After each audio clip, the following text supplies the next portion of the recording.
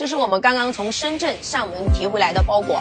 那我们看看20公斤邮寄英国需要多少运费？阿姨给刚刚去英国留学的孩子准备了哪些东西？阿姨给孩子准备了口罩、垃圾袋、厨房用纸，还有各种保暖衣物，这些生活用品。包裹到达仓库之后，我们都会一一的给阿姨拍照核对。等阿姨确认无误之后，我们会用这样坚硬的纸箱将货物摆放整齐，进行打包。我们把箱子塞得满满当当的，并且做好防水防潮，并且打上坚硬的固角，包装的像一个艺术品一样，给阿姨邮寄到英国去。像这样一个20公斤的包裹，邮寄英国仅需600，包清关包税，送货上门。有邮寄英国需求的，赶紧联系我吧。